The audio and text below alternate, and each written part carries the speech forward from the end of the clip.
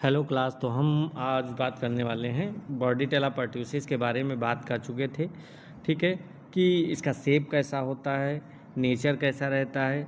तो मोस्टली मैंने बताया था कैसा है, ग्राम नेगेटिव बैक्टीरिया होता है, कोकोबैसिलाई होता है और स्लाइटली प्लियोमार्फिज्म शो करता है। अब स्लाइटली प्लियोमार्फिज्म क्यों शो करता है? क्योंकि इसका जो शेप रहता है वो फिक्स नहीं होता है, वो थोड़ा बहुत यहाँ पे वेरिएशन होता है, बहुत ज़्यादा नहीं होता है जैसे कि माइकोप्लाज्मा में होता है। इसमें क्या रहता है, बहुत थोड़ा वेरिएशन होता है क्योंकि इसमें दो शेप्स कोको एंड बैसिलाई दो शेप वहाँ पे दिख रहे हैं। ठीक है, तो स्लाइटली प्लियोमार्फिक इसीलिए इसको कहा जाता है। ठीक है, इसके अलावा साइज़ इसका बताए थे क्या रहता है, बहुत ही ज़्यादा साइज़ इसका इस्तेमाल रहता है। लेप्टोस्पायरा की अपेक्षा क्या साइज़ थोड़ा बड़ा रहेगा, उसका मैंने साइज़ बताया था 0.1 माइक्रोमीटर रहता है। इसका साइज़ कितना रहेगा, 0.2 माइक्रोमीटर। ठीक है, 0.2 से 0.3 माइक्रोमीटर रहता है। तो इस कारण से इसको कह सकते हैं जो माइक्रोस्कोप रहता है, माइक्रोस्कोप से देखना थोड़ा सा वहाँ पे कठिन रहता है क्योंकि जो माइक्रोस्कोप की रिजोल्यूशन पावर रहती है, ठीक है, वो भी कितनी रहती है, 0.3 माइक्रोमीटर रहती है। ठीक है, तो वहाँ पे प्रॉपर स्टैनिंग करेंगे, स्टैनिंग के बाद मैक्सिमम जितना हम मैग्नीफाई कर पाएंगे उतना मैग्नीफाई करेंगे, तब वहाँ पे थोड़ा बहुत क्लियरली दिखाई दे सकता है। ठीक है, अरेंजमेंट की बात करें तो अरेंजमेंट मैंने बताया था ये सिंगल फार्म में भी प्रेजेंट हो सकता है और पेयर्स में भी रह सकता है और ये क्लस्टर्स के फार्म में भी पाया जाता है। ठीक है, स्मॉल क्लस्टर के फार्म में प्रेजेंट होता है। लेकिन अगर मान लिया क्लस्टर्स की बात की जाए, क्लस्टर शेप किसका होता है, क्लस्टर अरेंजमेंट किसका होता है, तो मैंने इसका एक एग्जाम्पल बताया था, इसके पहले पढ़ा चुके हैं, स्टेफिलोकोकस।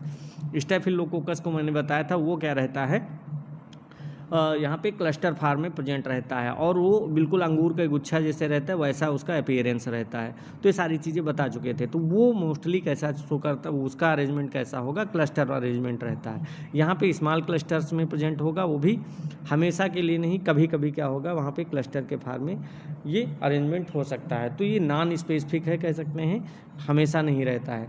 प्राइमरी आइसोलेशन अगर बात की जाए तो ये बहुत ही इंपॉर्टेंट है क्योंकि प्राइमरी आइसोलेशन और जो सब कल्चर रहता है इसके बीच में डिफरेंस बताने के लिए रिस्पॉन्सिबल होता है। ठीक है, तो इसीलिए इसको ये प्राइमरी आइसोलेशन से वहाँ पे क्या किया जाता है, सेल यूनिफॉर्म साइज, मतलब ये कैसा रहेगा, वहाँ पे होमोजीनस दिखाई देगा। ठीक है, जितनी भी सेल्स होंगी उनकी साइज होगी, सेल और साइज उनकी सभी की मार्फोलॉजी एक जैसी रहती है। ठीक है, इसीलिए उनको क्या कहते हैं, यूनिफॉर्म कहो या फिर होमोजीनस कह सकते हो, यहाँ पे रहता है। ठीक है, इसके अलावा सब कल्चर बताए थे, बिकम प्लियोमार्फिक, ये कैसा रहेगा, प्लियोमार्फिज्म शो करता है क्योंकि ये यूनिफॉर्म कोकोबैसिलाई नहीं होता है। ठीक है, यूनिफॉर्म तो रहेगा लेकिन यहाँ पे जो इसकी साइज जो सेल्स रहेंगी वो तो यूनिफॉर्म रहेंगी, लेकिन जो शेप रहेगा वो चेंज होता रहता है। ठीक है, कोकोबैसिलाई होता है, कोकस भी रहेगा और बैसिलस भी रहता है, कभी फिलामेंट लाइक स्ट्रक्चर अपीयरेंस होगा, कभी ये वहाँ पे थिक और रॉड शेप अपीयरेंस वहाँ पे दिखाई देगा। तो इस कारण से इसको हम क्या कहते हैं, स्लाइटली प्लियोमार्फिक शो करता है। इसके अलावा कैसा रहता है, motile spore, non motile and non sporing. Non motile का मतलब होता है इसके अंदर फ्लैजला एब्सेंट रहेगा, वहाँ पे फ्लैजला फॉर्मेशन नहीं होता, इसलिए यहाँ पे ये एक्टिवली मूवमेंट नहीं कर सकता है। दूसरा नॉन स्पोरिंग बताए थे, नॉन स्पोरिंग क्या होता है, स्पोर का फॉर्मेशन ये नहीं करता है। जब एडवर्स कंडीशन होगी तब क्या होता था, इन्वायरमेंट एडवर्स होता था तो कुछ बैक्टीरिया रहते थे जो स्पोर का फॉर्मेशन वहाँ पे करते हुए। ठीक है, लेकिन ये क्या करता है, स्पोर का फॉर्मेशन नहीं करता, जिसको हम एंडोस्पोर कहते हैं। तो ये सारे डिफरेंसेस में हो सकते हैं। इसके अलावा स्टैनिंग की बात करें तो ये कैसे, बाइपोलर मेटाक्रोमेटिक स्टैनिंग विद टॉलोडीन ब्लू। तो मेटाक्रोमेटिक स्टैनिंग बाइपोलर रहते हैं, बाइपोलर का मतलब हो गया कि जो दोनों एंड्स रहेंगे वो डीपली स्टेन होंगे। ठीक है, तो इनका जो अपीयरेंस होगा दोनों एंड पे डार्क स्टेनिंग होगी, बाकी लाइट स्टेनिंग रहती है। ठीक है, मेटाक्रोमेटिक का मतलब बताया था डिफरेंट साइड में दिखाई देगा क्योंकि कुछ जगह डार्क कलर में अपीयरेंस होगा, कुछ जगह वहाँ पे लाइट स्टेन में अपीयरेंस होगा। ठीक है, इसको किससे करते हैं तो मेनली इसको जो टालोडीन ब्लू डाई रहती है उसका यूज करके इसको स्टेनिंग की जाती है। ठीक है, नेक्स्ट अगर कैप्सूल की बात करें तो जो यंग फ्रेश वहाँ पे कह सकते हैं जो रहेगा कल्चर, उसमें वहाँ पे ये क्या करेंगे, कैप्सुलर मटेरियल वहाँ पे प्रेजेंट हो सकता है। ठीक है, और वहाँ पे जो सबसे बड़ा कैप्सूल सब जगह में कह सकते हैं जितने स्ट्रेन रहेंगे सभी में एक्चुअली वहाँ पे प्रेजेंट नहीं होता है। ठीक है, किसी में रहेगा किसी में नहीं रहेगा। विजिबिलिटी की बात करें तो ये सॉरी वाइबिलिटी की बात करें sorry visible only special stain. तो कुछ स्टेन में ये क्या रहेगा, वहाँ पे जो कैप्सूल होगा वो अपीयर होगा, और कुछ में क्या होगा, डेलिकेट पोअरली स्टेनिंग स्ट्रक्चर होने के कारण वहाँ पे अपीयरेंस नहीं होता है।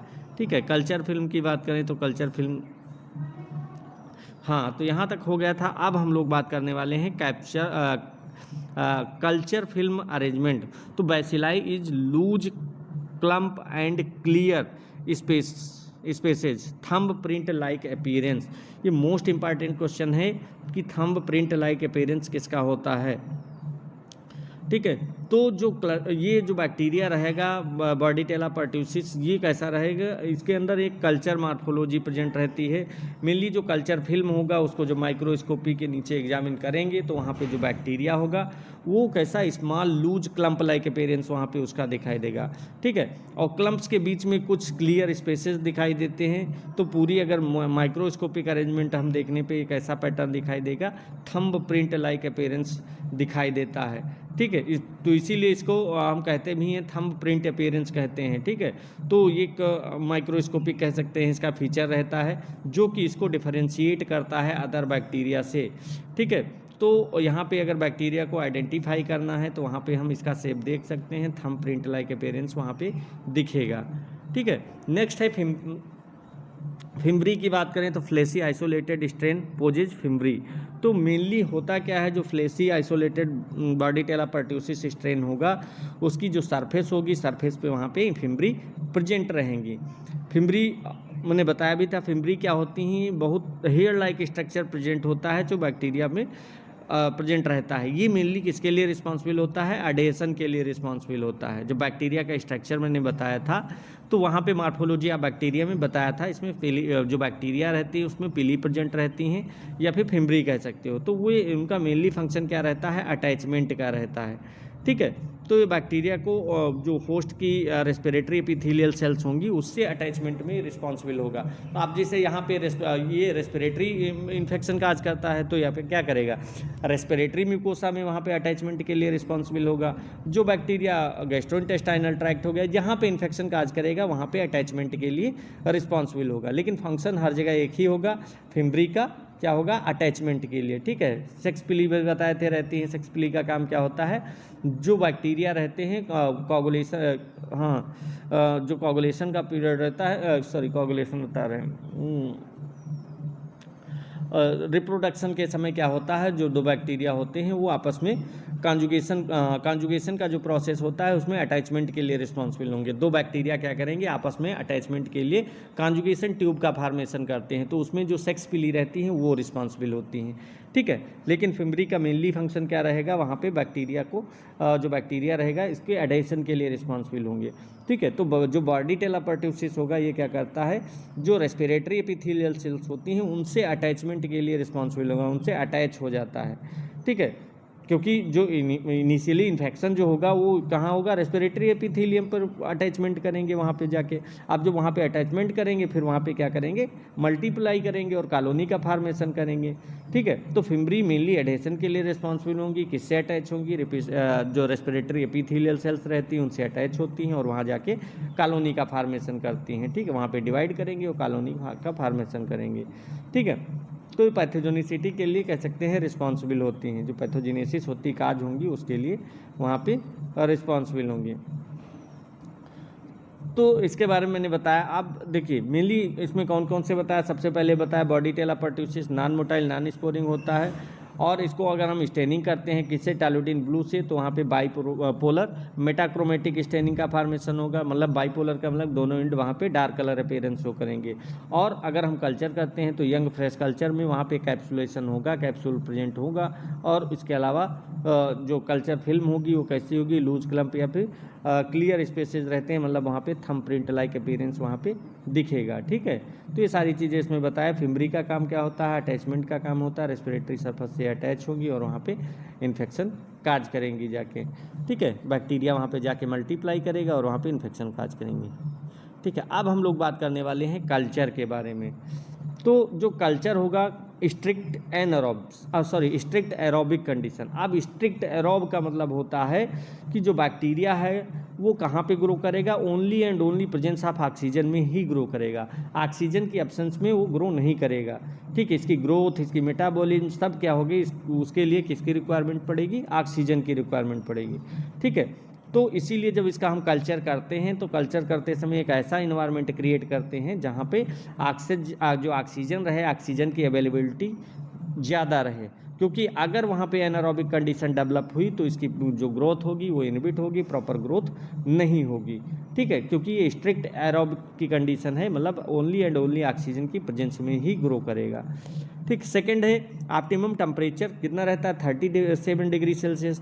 तो मैंने बताया भी थी कि जितने भी मोस्ट ऑफ पैथोजेंस होते हैं वो कितने डिग्री सेल्सियस पे ग्रो करते हैं, 37 डिग्री सेल्सियस, जो कि हमारी बॉडी का टेम्परेचर रहता है। ठीक है, तो ऐसे ही बॉर्डिटेला परट्यूसिस ये भी क्या रहेगा, इसकी भी जो ग्रोथ होगी बेस्ट किस टेम्परेचर पे होगी, 37 डिग्री सेल्सियस पे होगी। ठीक है, तो इसी कारण से, क्योंकि ह्यूमन बॉडी का टेम्परेचर भी इतना रहता है, इसी कारण से ये रिस्पॉन्सिबल होता है इस टेम्परेचर पे ग्रो करने के लिए। तो अगर हम इसका कल्चर कर रहे हैं, कल्चर करने के लिए जो लेबोरेटरी का मीडियम वहाँ पे टेम्परेचर रखेंगे वो कितना रखेंगे, इनक्यूबेट कितने पे करेंगे, 37 डिग्री सेल्सियस पे करेंगे। और मैंने बताया भी था जब कल्चर मीडिया पढ़ा रहे थे तो मैंने बताया था कि जो मोस्ट ऑफ पैथोजेनिक बैक्टीरिया रहते हैं उनको क्या करते हैं हम कल्चर करने के लिए, उनको ग्रो कराने के लिए हम क्या करेंगे, वहाँ पे 37 डिग्री सेल्सियस पे उसको इंक्यूबेट करते हैं ओवरनाइट के लिए। ठीक है, तो ओवरनाइट में वो क्या करेंगे, वहाँ पे ग्रो होकर कॉलोनी का फॉर्मेशन कर लेते हैं। ठीक है, नेक्स्ट है न्यूट्रिशनल रिक्वायरमेंट। न्यूट्रिशनल रिक्वायरमेंट में क्या क्या होगा, न्यूट्रिशनली फास्टिडियस। अब फास्टिडियस ऑर्गेनिज्म का मतलब क्या होता है, मेनली जो बैक्टीरिया को क्या करें, ग्रो करने के लिए एक स्पेशल हो, कॉम्प्लेक्स न्यूट्रिशनल की रिक्वायरमेंट हो या न्यूट्रिएंट मीडिया की रिक्वायरमेंट हो। ठीक है, तो उसी को क्या कहेंगे, फास्टिडियस ऑर्गेनिज्म कहेंगे, क्योंकि उनको क्या चाहिए, एक स्पेशल टाइप का मीडिया चाहिए या फिर स्पेशल न्यूट्रिएंट चाहिए जिनमें वो ग्रो कर सके। ठीक है, तो जो बॉर्डिटेला परट्यूसिस रहता है ये भी जो सिंपल मीडिया रहता है उसमें ग्रो नहीं करता है, does not grow in ordinary media. ठीक है, ब्लड अगार, न्यूट्रिएंट अगार ये क्या करेंगे, यहाँ ये ऑर्डिनरी मीडिया में ग्रो नहीं करते हैं। ठीक है, इनको ग्रो करने के लिए क्या चाहिए, स्पेशल मीडिया चाहिए होता है। तो इसीलिए जो बैक्टीरिया होंगे उनकी ग्रोथ के लिए वहाँ पे इनरिच्ड मीडिया या फिर जो अप्रोप्रिएट ग्रोथ फैक्टर्स होते हैं उनकी रिक्वायरमेंट रहती है यहाँ पे। ठीक है, अब जब इनकी रिक्वायरमेंट रहेगी तो जो जितने भी रूटीन बैक्टीरियोलॉजी में होने वाले सैंपल्स होंगे या फिर कल्चर होंगे उनमें वहाँ पे इनकी ग्रोथ क्या रहेगी, पुअर रहेगी, एब्सेंट रहेगी, क्योंकि ये जो ऑर्डिनरी मीडिया में ये ग्रो नहीं रहते हैं।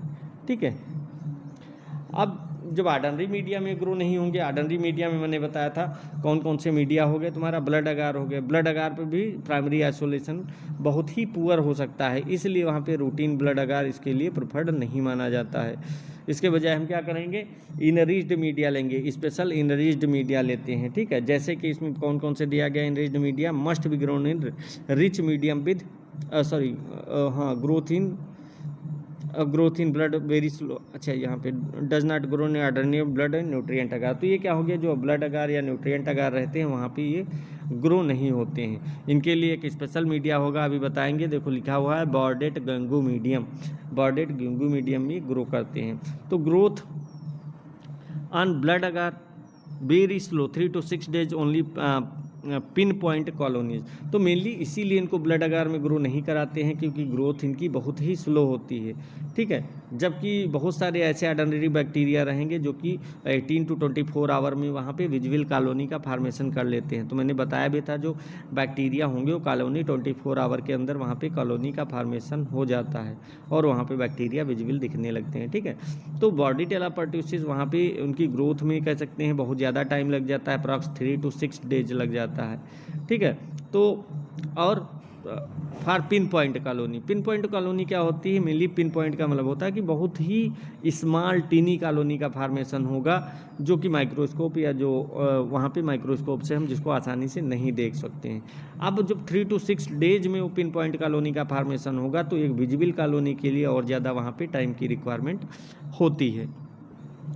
तो इस कारण से यहाँ पे बैक्टीरिया को ग्रो कराने के लिए क्या करते हैं, वहाँ पे स्पेशल टाइप का मीडिया लिया जाता है। ठीक है, अब जो बॉर्डीटेला परट्यूसिस होता है तो इस कल्चर में क्यों ग्रो नहीं होता है, तो मैंने बताया था क्योंकि स्ट्रिक्ट एरोबिक बैक्टीरिया होता है, फास्टिडियस बैक्टीरिया है, उसके लिए स्पेशल न्यूट्रिएंट की रिक्वायरमेंट होगी। तो इसी कारण से वो जो ऑर्डिनरी मीडिया होगा उसमें वहाँ पे उसकी ग्रोथ बहुत ही स्लो होगी। अब उसके लिए क्या करेंगे, स्पेशल मीडिया हो गए, स्पेशल जो इनरिच्ड मीडिया हो गए, सेलेक्टिव मीडिया हो गए, वो हम ले सकते हैं, वहाँ पे इनकी ग्रोथ जो रहेगी वो अच्छी रहेगी। ठीक है।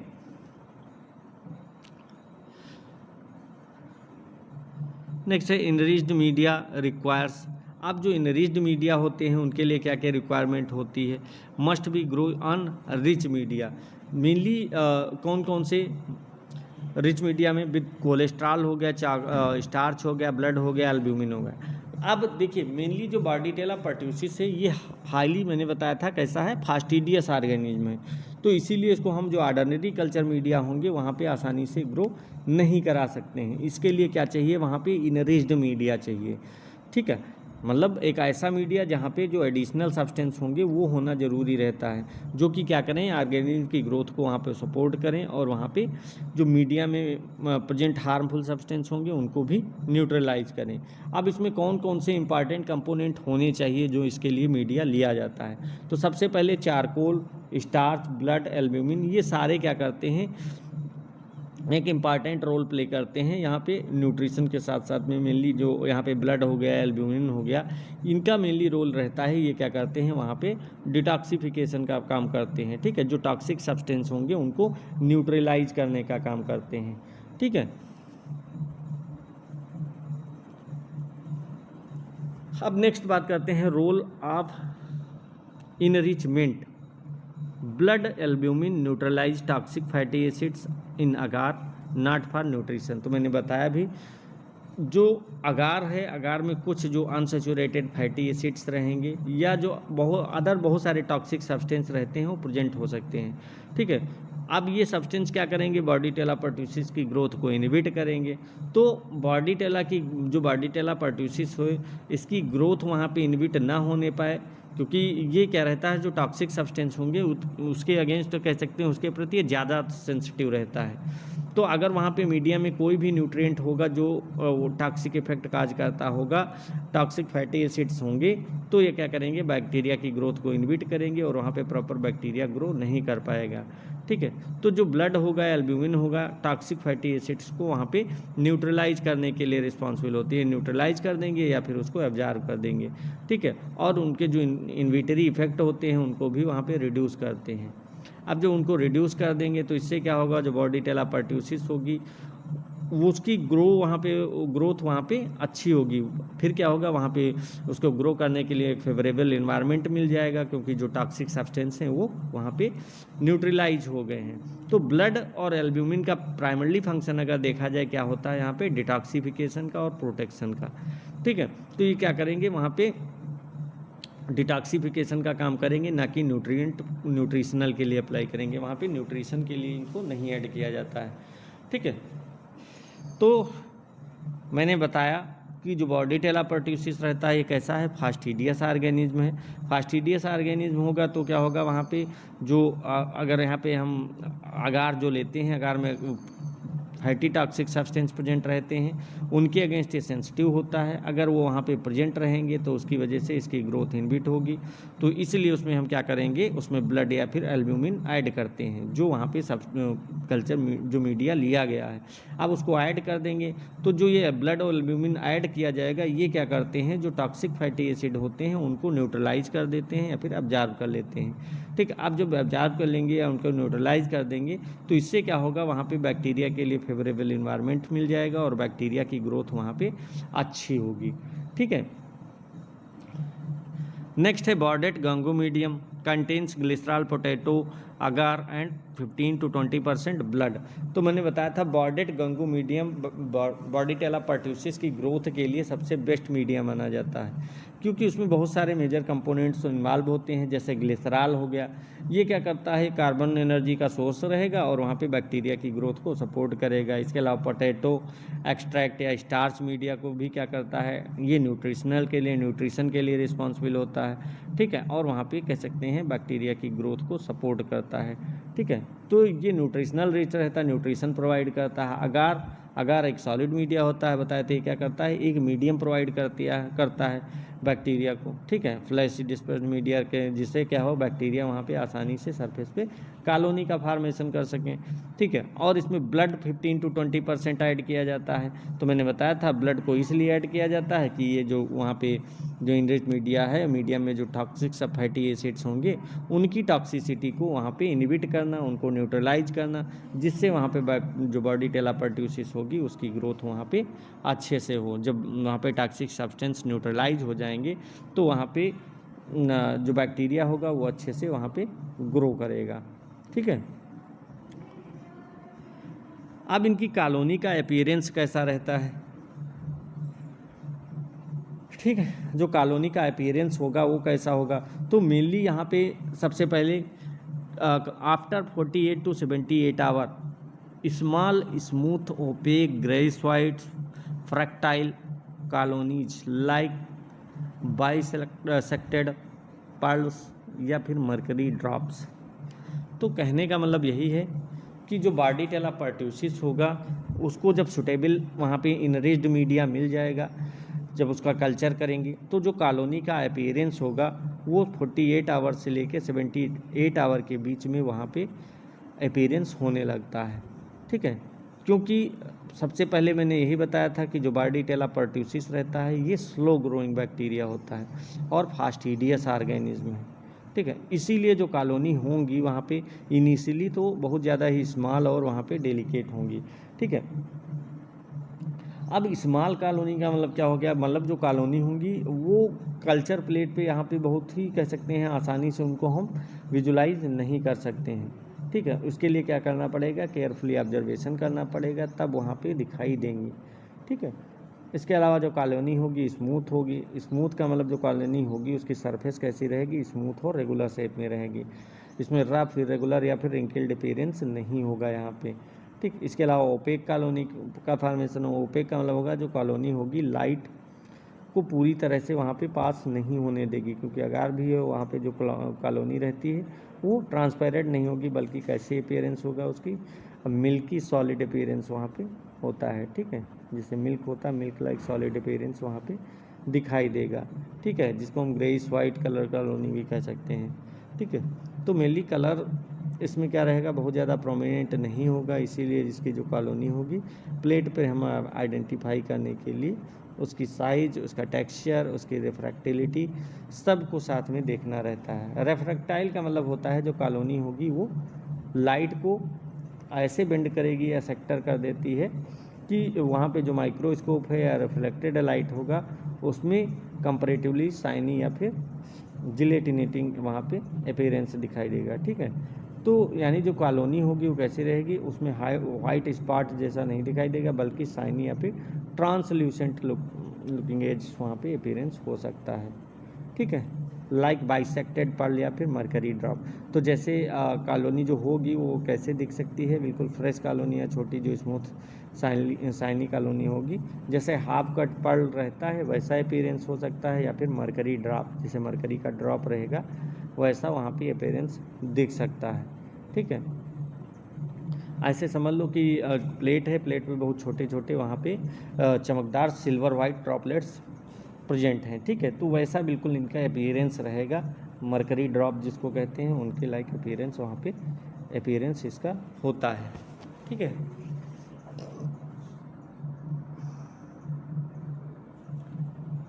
नेक्स्ट है charcoal blood agar. Charcoal agar plus 10% blood also use for primary isolation.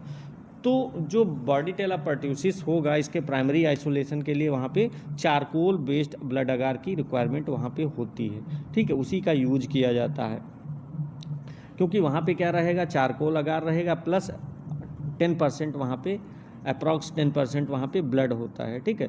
Charcoal का रोल क्या रहता है, तो चारकोल मेनली के जो मीडियम में प्रेजेंट वहाँ पे टॉक्सिक रहेंगे या फिर जो इन्विटरी सब्सटेंस रहते हैं उनको ये ऑब्जर्व कर लेता है, ठीक है, जिससे क्या होगा, जो बॉर्डिटेला परट्यूसिस होगी वो जो ये इन्विटरी सब्सटेंस हैं इनके प्रति वो सेंसिटिव रहता है, इसलिए वो क्या करेंगे वहाँ पे इसको इन्विट नहीं कर पाएंगे। जब चारकोल उसको ऑब्जर्व कर लेगा तो वहाँ पे एक बैक्टीरिया के लिए एक इन्वायरमेंट प्रोवाइड हो जाता है उसकी ग्रोथ के लिए, ठीक है, उसके लिए फेवरेबल इन्वायरमेंट बन जाता है, ठीक है। और ब्लड का भी यही रोल रहता है, ब्लड क्या करेगा, वो भी मैंने बताया था ग्रोथ के जो वहाँ पे इनहिबिटरी फैटी एसिड्स रहेंगे वो उनको भी क्या करेगा, ये रिड्यूस करता है, ठीक है, उसको न्यूट्रलाइज करेगा।